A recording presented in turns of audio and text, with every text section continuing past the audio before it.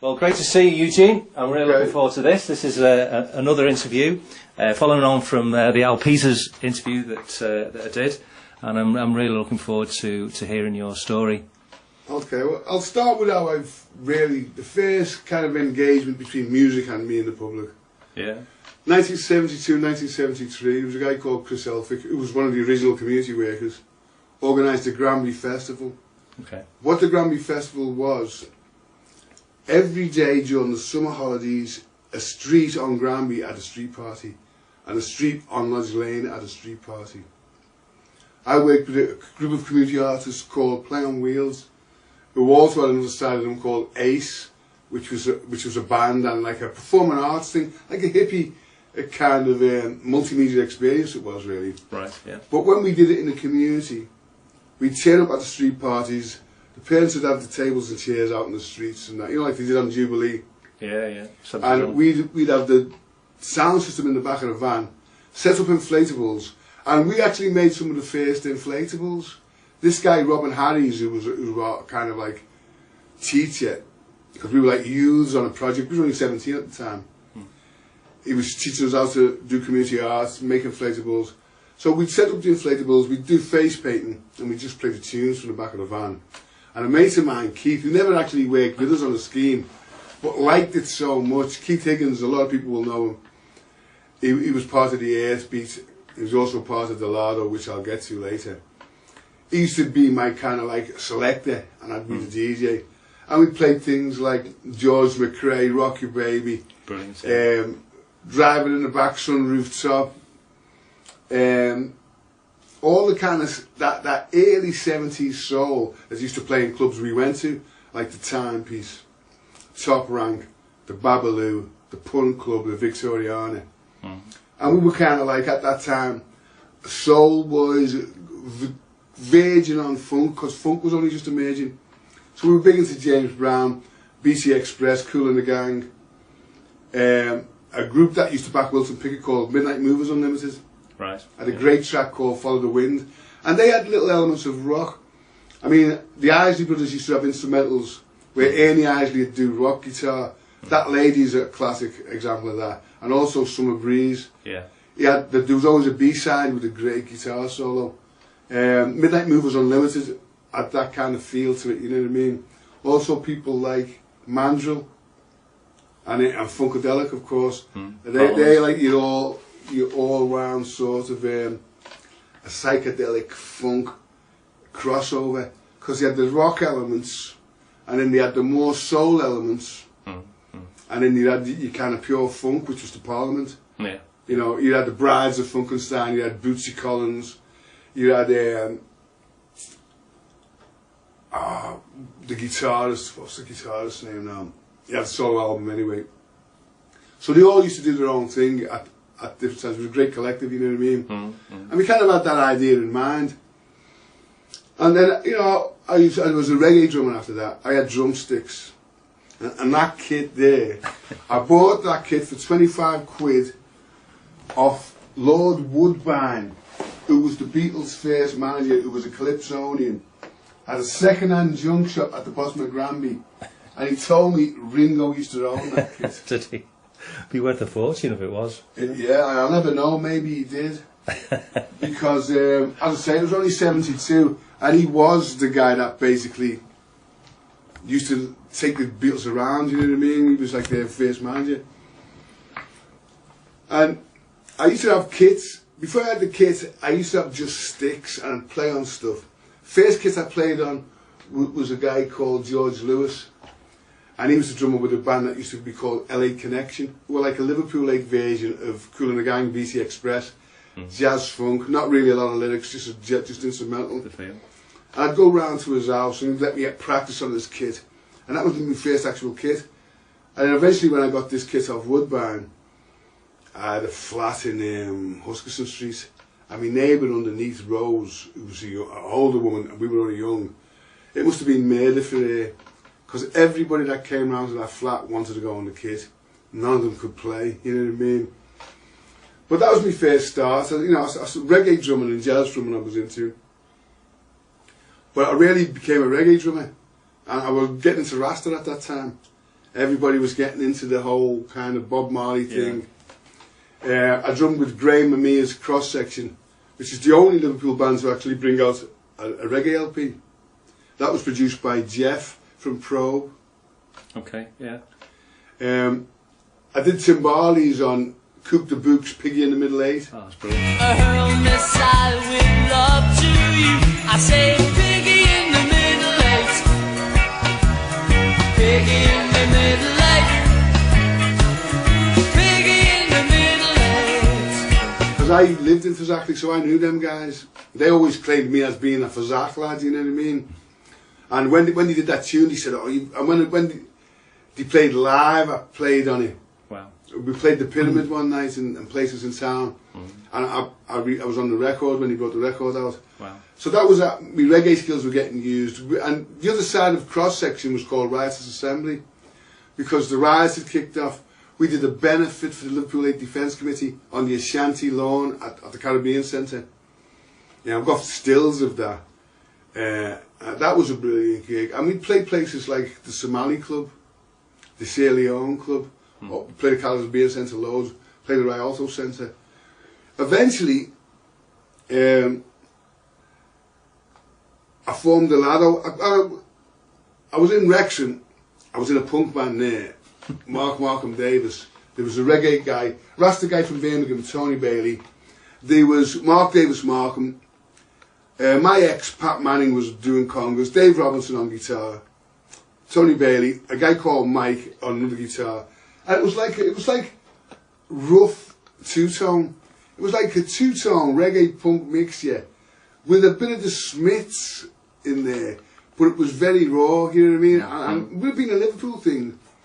It was kind of aggressive because you're talking about like Thatcherism. You're talking about that era where punk was an aggressive art form. It was, yeah, processed. And we did gigs, and at the end of the gig, the bass player John Cole, who's now passed over, we'd swap, and I couldn't play bass. He'd get on the kit, I'd take the bass, and I'd do some Mark's lyrics. Mark and Tony Bailey were writing the lyrics, but vocally we shared them. Mark and Tony and Pat, and the last gig I'd repeat the same lyrics he'd done earlier on, which is to my version, which is basically just thumping on the bass and just shouting them, you know what I mean? And at Cartreffley College in Wrexham, we did a gig there where we supported the Thompson twins. Wow. And the guy let me use his kit, you know what I mean? Again, I haven't got the Sooty Braden show band kit now. I've got because that's what I used to take. That was in Wrexham with me, and I practiced on that and that. But they set up their equipment, and it was like, hey, it's a proper kit, you know what I mean? And we did that gig, and half the people in college loved us, half of them were terrified of us after we did that gig, you know what I mean? And I had dreadlocks and army fatigue trousers on, and like a khaki string vest, but it was a t-shirt. It must have been like army thermal underwear type of stuff. Cool. But it was just a bizarre combination of. But I was always into experimental. So when I came back to Liverpool, I was reggae drumming with Levi Safari and the Players of Instruments. And I started, because I'd been doing community arts training there, part of my placement had been in Cardiff. When I'd moved to Cardiff for 3 months practical placement at Butetown Youth Club, which is Tiger Bay area, it's Cardiff Black community basically. Yeah. There's an old Jamaican guy who was a pillar of the community. They've got a mural painted to him down there. Wow. OBE and all that. Long-term member of the community. He's my tutor when I'm in Cardiff, and I'm staying at his house. He takes me round to this young Rasta guy, because he's older than me, 20 years or so. Introduces me to the guy, and they've got a reggae group, they need a drummer. First day in Cardiff, I'm in, you know what I mean? And I met loads of people there. Cardiff is a lot like Liverpool because it's a seaport. And after I'd left college and that, I went back to Cardiff, and I was working there with South Wales Intercultural Arts for about 5 years. I was in samba bands. I was in a band there that put together with some musicians down there called Soul on Ice. I was also in other little bands with Caribbean people. And there was just so much musical activity in between Cardiff and Bristol. But after I came back to Liverpool from Wrexham, I set up Delado, which is an African drum and dance group. It's called Delado School of Africa. And ironically enough, when I'd been in Cardiff, a group Echo Me had came from Bristol and was teaching African drum and dance in the youth club in Cardiff.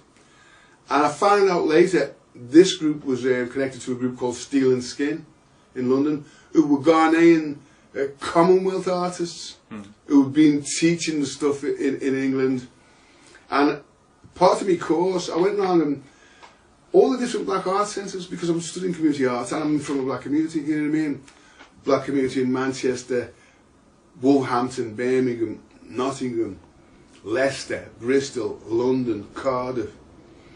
And I met all these different black artists and community projects and realised these people, Steel and Skin, have been setting up these African drum and dance groups in different places. There was Echo Me in Bristol. Echo Me were trying to set one up in Cardiff. There was Lansdale in Wolverhampton. There was Asantewa and Azido, two groups in London. Birmingham had two groups as well, and Manchester had Katamantu. What was Birmingham group's names now? I can't remember now. But each city had an African drum and dance group. We got back to Liverpool. I'm trying to do something like that. I'm in my mother's back garden with a couple of mates, Keith Higgins, I think it was Tony Morgan and Clifford Higgins, and because I'm a reggae drummer but the others can't play, I'm trying to teach them bits of percussion, and we're doing a jam, and as you can see all the percussion around here. And who walks in, because people used to walk in and out of their houses back then. And Ebony, I don't know whether you know Ebony. No. Carol, she was in Brookside, she was a local singer. She'd been in London and she'd been with this guy, Peter Blackman, who was the manager of Steel and Skin. And her mother lived across the close from my mother in Cam Grove, and people used to just walk in and out of each other's houses in them days, you know what I mean? Ebony and Peter come into my mother's house and you can hear the noise going on in the back garden, and they come out and they're like, "What are you trying to do?" I said, "I'm trying to like get a bit of an African sound going." And Ebony goes, "This is Peter. He runs an traditional African group, and they've been setting them up around the country. Do you want to start one in Liverpool?" I said, "That's what I'm about. That's what I've come from college to do. That was my mission, to start some African-based culture, black culture in a black community, and create a little community of artists, because I'd always had that in my mind. You know, like I seen the Funkadelic thing. I was interested in the whole Ken Kesey and the Merry Pranksters. Do you know their story? No. You drove across the States in a bus holding these acid tests. We'd have a big plastic bin full of Kool-Aid. Yeah. And then a big plastic bin full of Kool-Aid spiked with acid. And he'd just hold a dance in a barn somewhere. And people had come from all around the place. And he'd have the Grateful Dead with their band. That was part of their gang. They'd have the Grateful Dead playing. So before our acid house parties, they had them in the States in the 60s, this is late 70s, and 60s. This is when nobody knew what acid was. They took a few people in and paid them. Experimental, so they'd sit there and then tell them what was going on. And they were some of the pranksters who'd said, "Hey, that was great, man." And you know, they got to know some of the chemists and got the stuff out before it was made illegal, you know. And then Timothy Leary got onto it. So I was kind of into the whole psychedelic thing that was going on, because that was my generation. You know, I'm a teen. I'm late teens, coming into the 70s. But the drummers that I learnt off, and only by listening to records, Leroy Horsemouth Wallace, obviously Carlton and Aston Barrett from the Wailers, Sticky and Bembo and Scully, they were like percussionists. And they were called like foundation musicians. All that early reggae, 70s reggae, is foundation reggae. They were the people who invented the reggae. But the predecessor to that reggae is a story. There used to be a club on, what was the club? West Indian Cafe on Upper Hill Street. My Auntie Betty lived at one end of the block, underneath a Trinidadian grocery store, a guy called Roy Ottorio. At the other end of the street was a West Indian Cafe. I remember my mother, my Auntie Betty, my Auntie Mary. My Auntie Betty comes in. They've got this great new music in the West Indian Cafe. It's like Dumpty Dumpty Dumpty. You can sing anything to it. We're like, what is it? We all went up there, and they had jukeboxes then. On the jukebox is all this blue beat, which is precursor to reggae, really. And they're playing all this blue beat, and all the kids are dancing, and all of the family are there. And that must have been like 1960. I'm about 5. Here's what happened. I had the Lardo, so we were doing Ghanaian, traditional Ghanaian African drum and dance. We were teaching it in schools, going around the country touring it. The teachers really drilled us. Sometimes we'd be training from 10 in the morning till 10 in the night because we were just mad into it. You know, we were into Rasta, we were all young. Your life, yeah. And it was the first time we'd had something. It was like this movie Black Panther now. Kids are going crazy for it. Adults are going crazy for it. Yeah, because there's never been anything that represented black people that, for a long time, that hasn't shown them as criminals, drug dealers, terrorists. And it is something that shows them as heroes.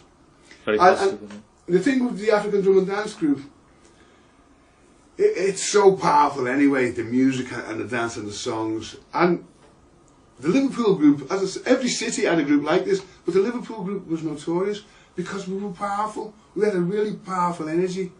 Economy, the Bristol group, they were quite Michael Jackson-y, you know, the way they danced. But we were like raw, you know.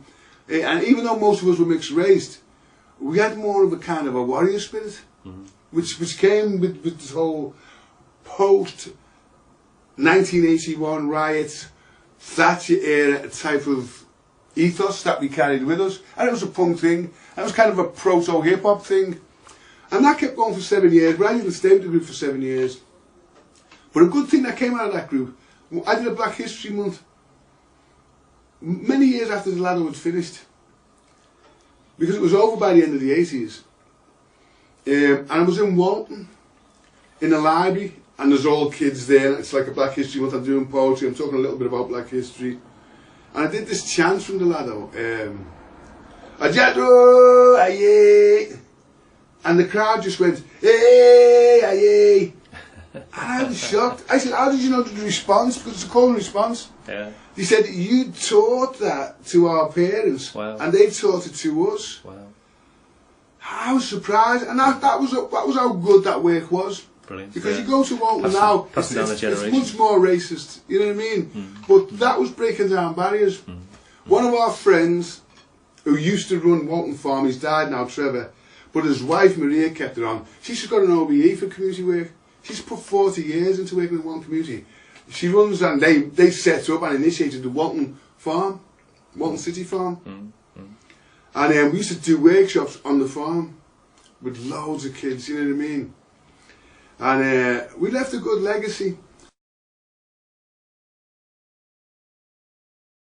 Ended up setting up a Duduwa with Jennifer John and Levi Safari. Now we were originally a group called Black and Blue, which was managed by Jeff White. And they'd had Jennifer, Levi and Craig Charles. Craig had moved to London. They got me in as the other Scouser, you know. And I was doing raps, I was doing different things, poetry and that. And Pete Fulwell got me together with Jerry and Brenda from the Naffies, who live in Newton Willows. They were like jazz musicians. And Eric's used to play jazz on a Thursday night. How I started to go to Eric's was, I seen Jane Casey playing in next to Kirkland's in that street there. Did an open air festival. And she had a shaved head, and I was like quite fascinated with it. I got to know her and that. And she said, come down to Eric's on Thursday, it's a reggae night.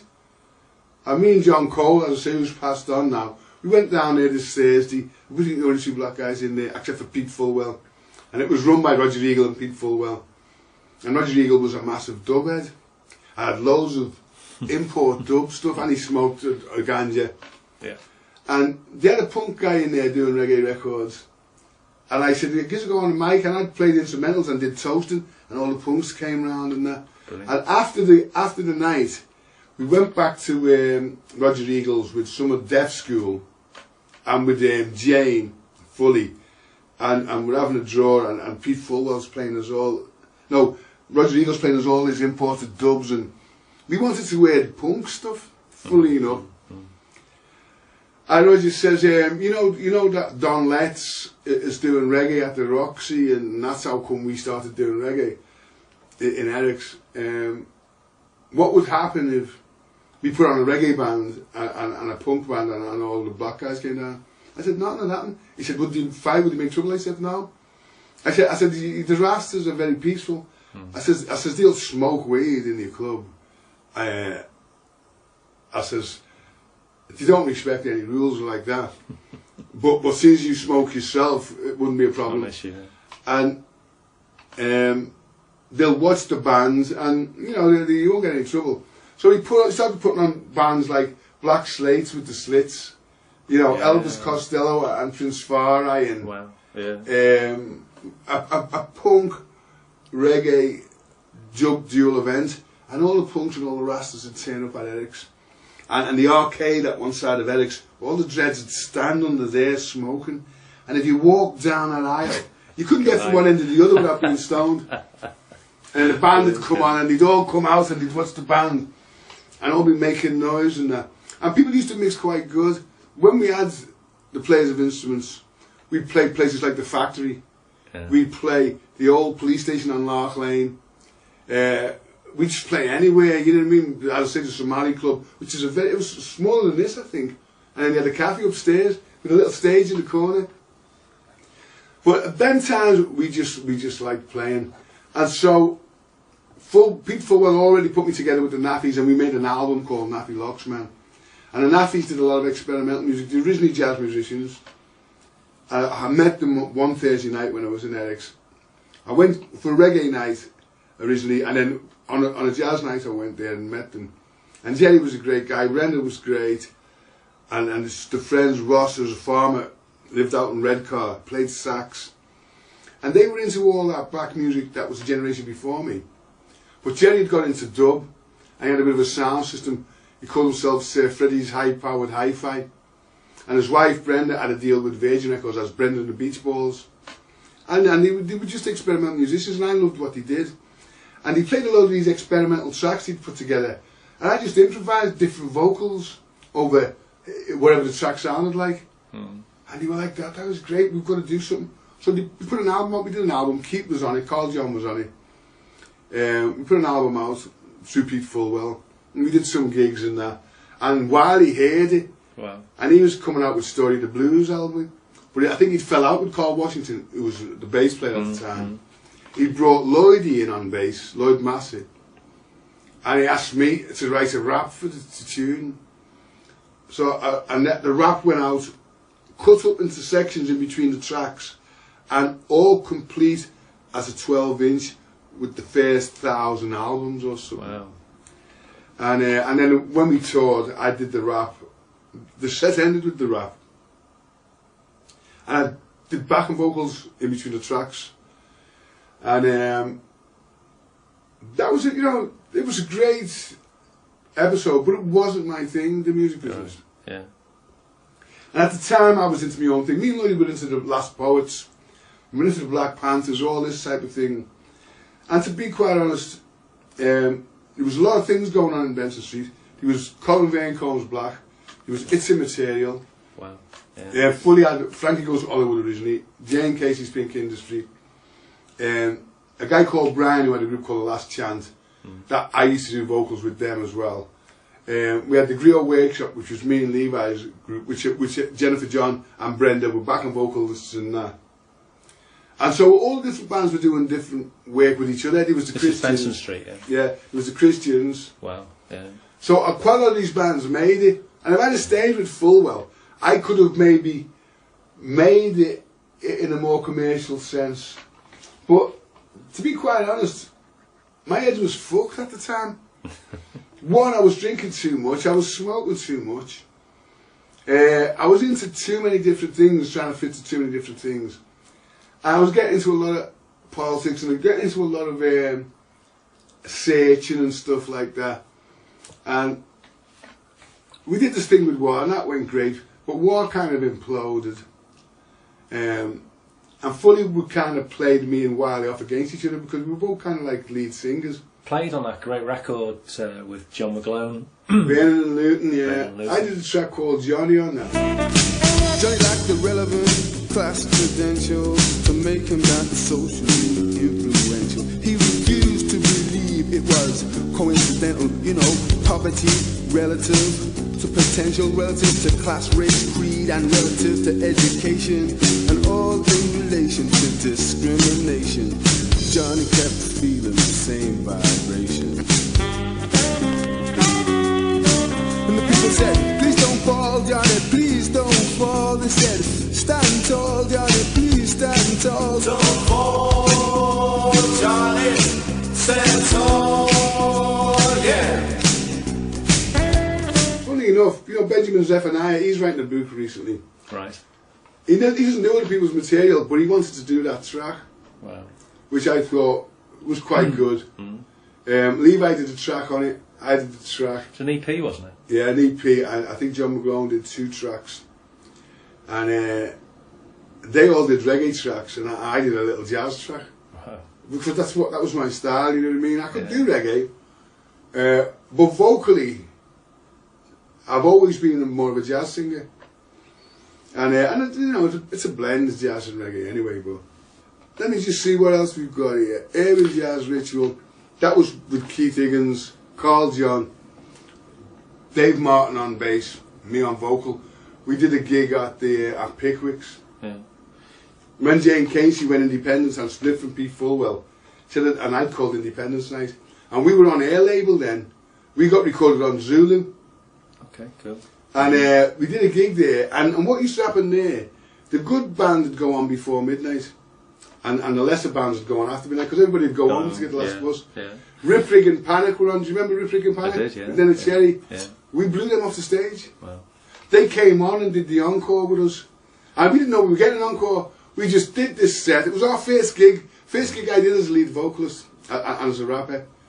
And we had Keith doing samples and mad soundtrack stuff from Kung Fu movies and Sufi chants put through echo chambers and reverb. Dave Martin on bass, who later on toured the States and played with Genesis Peorage. Yeah, yeah. And stuff like that. Carl John, who was an ex-Delado, he was the best drummer in Delado, who Dan chose to pass on the drumming, master drumming to.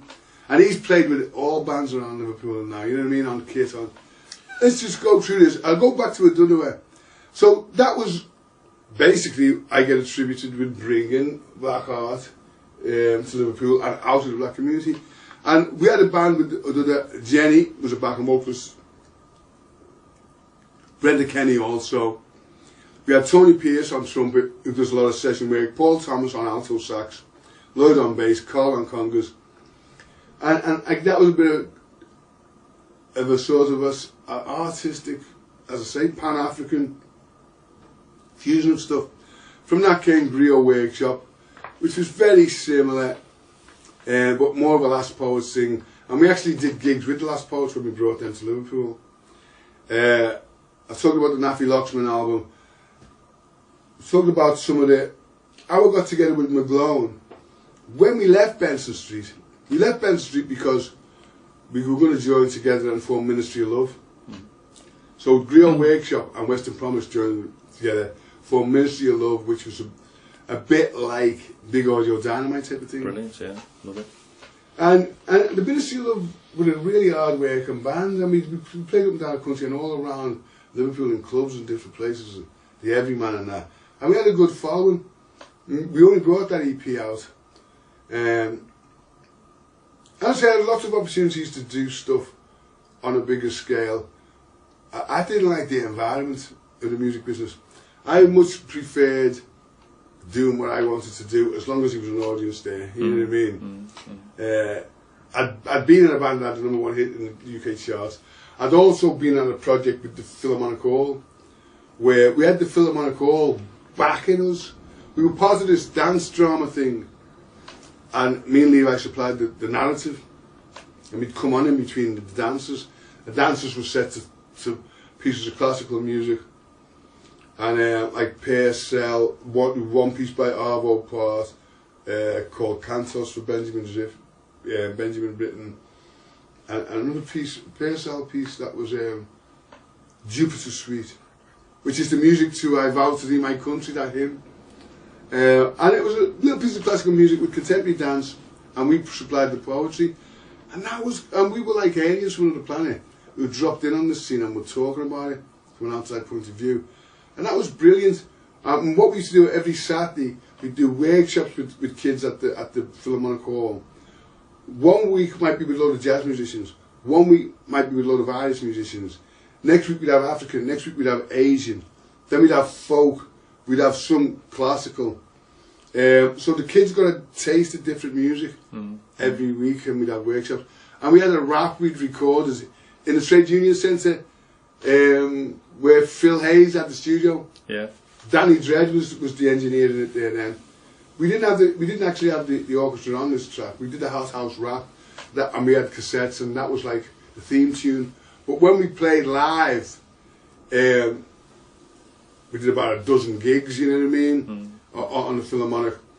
We'd finish the show with the hot house rap, and the orchestra would play the music. Wow. And what was brilliant about it is, when the project started, the orchestra had been working on it. I'd put the music together on cassette with samples and give it to them. And then the violinist transcribed it for the orchestra. And he says, here's the tune. And it was like, ba ba ba ba. It was like cinematic, you know, from from a few chords. He goes, what do you think of it? I said, it sounds amazing. I said, there's something just not funky about it. They got a guy in with a kit and a bass player to put a bit of a James Brown feel to it. Wow. And we'd come on at the end, we'd do the dance drama with all the classical music, and I'd be like that, music maestro. Loved saying that. Wow. Some of the orchestra hated it because they didn't like what we were doing, because it was innovative. Yeah, yeah. And that was the time when the Phil had to raise 6 million or go down. So they were opening up the doors to people they wouldn't normally open the doors to. Yeah. When Bob Marley first came to Liverpool, the Philharmonic wouldn't put him on. He said, we don't like the crowd he will attract. And they put him on at the university. So we do this thing, and we're walking up and down, rapping and that. We go, music maestro. And then we just go into it. I've got a video of it. And some of the parents were like that, because we'd have the crowd going mad, because it was all kids mostly, with the parents. Sometimes it'd be the whole schools. We did a couple of gigs for all the schools to turn up, you know what I mean? I was like that, let me hear you make some noise. They started screaming. 10 minutes later, I'm like, okay, that's enough. They wouldn't stop screaming. Wow. Teachers were like that. When we got them back to school, we couldn't calm them down. Some of them liked it. Some of them didn't like it because we really hyped the kids up. And some of the parents were like that. We didn't like the way they were walking around like gangsters and bullshitters.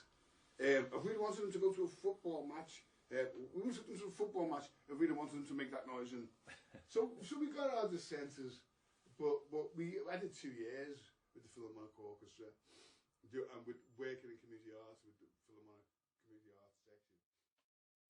So I've worked like from just with acoustic guitar doing my songs, to having a full orchestra, you know what I mean? To just raw punk, where we could hardly play in the first days. The only one who could really play was me, the drummer. You know what I mean? Everybody's just like that, 2 chords, 1 chord, or whatever. And you see other bands, because we did a lot of stuff. Like the Doo-Doo Chasers, that was like a Latin jazz funk. Wes Wilkie was in that. Francisco Carrasco, Ian Templeton, Giles Aegis, Jonathan Raisin, Kevin Liddy, who's died now, he topped himself. He was an architect, Liverpool guy, Liverpool Irish, an amazing jazz guitarist and double bass player. And went to London, became an architect, and then he just topped himself. I mean, Jesus. Edwin Dove, Paul Gillespie, Ben, Jakes. That was quite a big lineup: sax, flutes, trumpet, bass trombone. We had Words in Motion, Levi, myself, Ronnie Williams, the Professor, Edwin Dove again, Francisco Carrasco, And as I say, that was like poetry and kind of like African chanting with music. Esmadoon was a band, again, big brass section, a lot of Latin kind of Afro feel. I put here a Latin jazz funk combo. I was on vocals and congas, Ian Templeton on drums, Carrasco on guitar and percussion, Wes Wilkie flute, Giles Aegis soprano sax, Jonathan Raisin bass, Kevin Liddy lead guitar, Ronnie Williams tenor sax, Paul Gillespie keyboards, Ben Jakes bass trombone, and in some gigs we had Elaine Harris singing with us. You know Elaine Harris? No. It's kind of local jazz singers on the avenue. And Esmadoon, I formed this house only the last couple of years, but it used to be the name of our school song.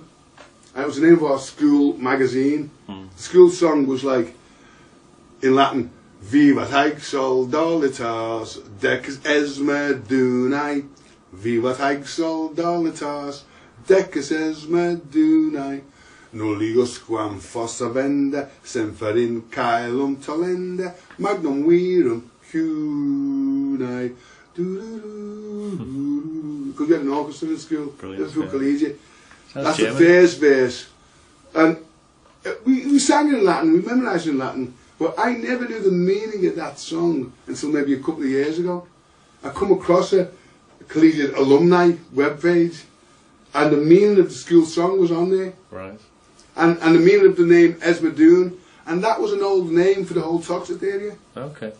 Although our school was in Everton, basically Shaw Street, no, all of this area was called Esmadoon, from Shaw Street, from Everton basically, where you got the Sarah McCard Day Nursery used to be there in Shaw Street Park. It's called Shorey Canyon back in the day. Right up until maybe Princess Park or whatever, it was hunting ground for deer. That was Toxteth Park.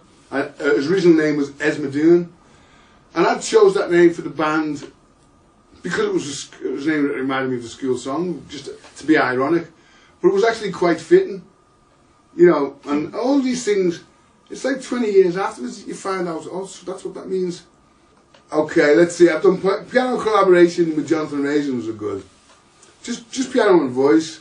I really enjoyed that stuff. And Jonathan's a great musician. Raw Unlimited was a band with Lloyd Massey, Natalie, Jonathan Raisin, Davey T, the famous DJ, Yeah. and Hamby Adalambos was our manager. Okay. And our headquarters was the Pink Studios. So we spent a ridiculous amount of time in the Pink Studios recording stuff. Wow. And some quite good stuff as well. Capoeira, that was like again like Afro-Latin funk fusion, with some of the same people as before really. Oscar Carrasco, you know, Wes, Giles, Ian Templeton, Jonathan Raisin, Kevin Liddy, Ronnie Williams, Paul Gillespie, Ben on bass, Elaine Harris. Hell of a CV, isn't it? And Capoeira is a Brazilian martial art, and that's a berimbau, that thing in the corner that looks like a bow. It's a diddly bow, that's where Bo Diddley gets his name. One string instrument. I'd play the berimbau in Capoeira, but I never spelled it the way the Brazilians spell it. I'd spell it Capau era, you know, this is the Capau era sort of thing. It's like a post-punk thing. We used to have Levi Safar and the Pharaohs. That's Wes on flute, me on bongos, and Levi doing this stuff. So imagine he sells me doing rap, jazz, blues, reggae, soul vocals, and tenor sax. Dinesh Ali Raja, who's died now, jazz poet. Levi Safari, dub poet. Francisco Carrasco, Chilean poet and congas, acoustic guitar. Wes Wilkie on flute, Phil Hughes soprano sax. So that was a combination of mostly poets with some instruments backing us. And we were all different. Martin Dawes was in that, who's a white guy with red hair. Dinesh Ali Raja, who's Sri Lankan, darker than me but Asian. Levi is Jamaican parents, dark. He was the darkest probably. Then Dinesh. Then me. Then Francisco the Chilean.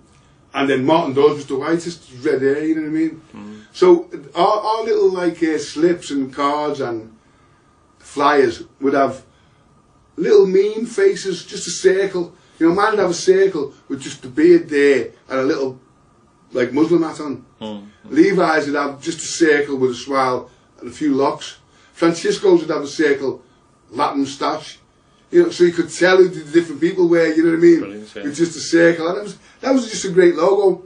And Steve Helens was a designer. And he used to do some great designs for our flyers and that, you know what I mean, when we used to do gigs. The Hop Art Project, that was a collaboration with me, Paul Clarkson, who did digital visuals. Fran was on congas, Simon James on tenor sax, who's quite famous, Phil Hughes on soprano sax, and Martin Smith on trumpet, and a girl called Nadia Drews, who I was at uni with, and she's a beautiful woman. She lived in Manchester, she moved to London now. She had a degree in politics, she had a degree in music, a degree in literature. I'm so impressed with intelligent women, you know what I mean? Yeah, Plus she could play piano, and she had a beautiful voice. Had it all. She had a beautiful voice. And but she didn't fancy me. What a bugger. But that was a great project. We did 4 nights on the Blue Coat. That was part of a commission. And who we worked with at that time was, do you remember the Frank Chickens? Yeah, I've heard of them, yeah. And that one wanted us to do a 6 weeks tour with us. He was so impressed with that show. And it was a piece that I wrote in the Liverpool-Leeds Canal. I'd be going out, I'd be living in the Huddersfield, working in Leeds, going out with a girl from Leeds, and we decided to walk some of the Liverpool-Leeds Canal. And we did this like a dialogue. Nadia played the airport. We performed this in Leeds with her originally. And okay, let's go right through it. That was a hot project. Packed the Blue Coat out 4 nights on a run, beyond capacity. Just to let in extra people. Soul on Ice, Bristol collaboration. When I was in Cardiff, I played with Samba Galles. And the guy who I played with in Bristol, he was the guy who started Bristol Samba, Cardiff Samba, Power Samba, Newport Samba and Swansea Samba. And Bristol has got a catchment of all the great Wales musicians that go there. You've got the Dartmouth College of Wales Music. Peter Gabriel's Romad Festival started there. You've got the whole kind of like Bristol dub scene going on there, you know what I mean? Portishead and all that. And one of his bands was called Cat Brain, which is a place by Bristol. The recordings I did with him are the best I've ever done. Fantastic. He spent about 4 years mixing this stuff. Wow. And getting so many different people on it. And really top quality musicians, you know, Wales music musicians, there's so much, there's bagpipes on it and everything. And it's just brilliant. And I'm part of a little Sufi circle in Preston primarily, catches people from around the northwest. And we have meetings once a month at the Mystery Tea House, which is run by a Polish Rasta girl in Preston.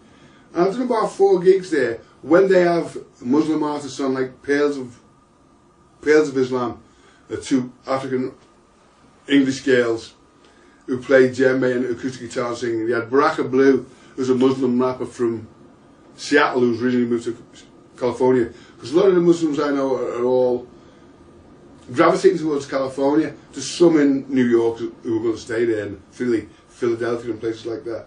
But the ones from little out the way places go towards Seattle.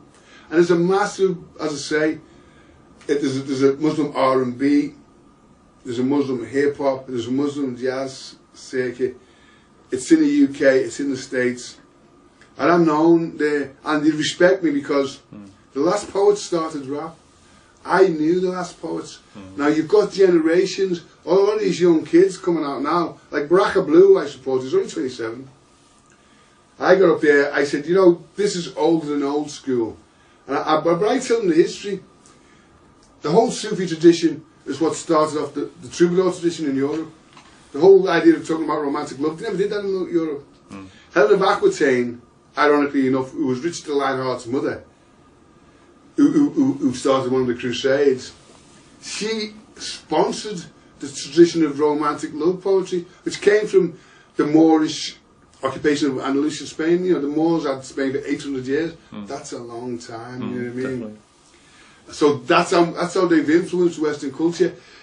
Arabic was the literary language of Europe at that time. Shakespeare's Romeo and Juliet came from this legendary love poem called Layla and Majnun. So I took little bits of popular culture and I build bridges. That's what I do. Build bridges with the culture, because at these meetings you've got hippies there, you've got Rabbi Aaron from the synagogue goes there, some Christians go there, because it's an interfaith thing where people get there because we just want to practice love. Like the Mace, like that. Like the Quakers go there, they don't say nothing, they just sit there and experience peace. Oh, And people can turn up and they can do stuff. Be. And if they get an artist, I'm usually representing for the Northwest, kind of like when the American artists and London artists come and do gigs, you know what I mean? And that's the only thing I do. I'm not interested. I'm satisfied enough with, I've got stuff on SoundCloud, I've got stuff on Booksy and stuff on YouTube. And when I do little things, I can refer people to these. And they download stuff. And I'm past that stage where I don't need attention anymore.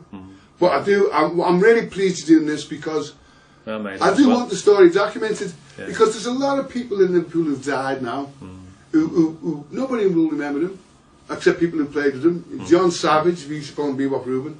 Keith, people may remember Keith more now. As I say, Kevin Liddy. A lot of these people have died. George Lewis, Junior, possibly the best drummer to come out of Liverpool, Junior Spencer. Not many people will refute that statement who knew him, you know what I mean? All of these people, they've come, they've played the role, they've entertained people, they've educated people, they've been part of the cultural life of the city, and primarily the city centre and Liverpool 8, because we'd all cross over and do collaborations with each other. And it was a beautiful, really healthy, productive period, I'd say from the 70s up until basically they started to initiate this capital of culture in 2003. That destroyed the real cultural infrastructure of the city. Did it? Of the real artists, yeah. It demonised them mostly. That's when it started to get bad for me. And people started coming out with propaganda. He's a Muslim. It used to mean nothing to people before, you know. And all of a sudden, it's an excuse to hate on a nigger. You know, this is what I say. Any excuse to hate on a nigger. And I've had better responses in places like Preston. Which you'd think would be white and racist, wouldn't you? That's exactly right. But they're more open. Yeah, that's great. And Lancashire people are very soft. I say Liverpool people, we are an aggressive species. We just are. You know, How do you mean? Just the way we talk, Yeah, no. I think. And you notice it when you go to Preston and Burnley, because they're so soft-spoken. And you realise the urban environment brings something out in you. But I'll wrap this up. I could talk. Yes, I haven't even got through half my notes. But if you've got enough and you're satisfied, absolutely, I'll just say, here's my motto. That's a little Sufi flag, a winged heart. And it says, stay cool, one love, old school. You need to lift it up, yeah. You see that? Yeah, just bear with me. Cool, I like it.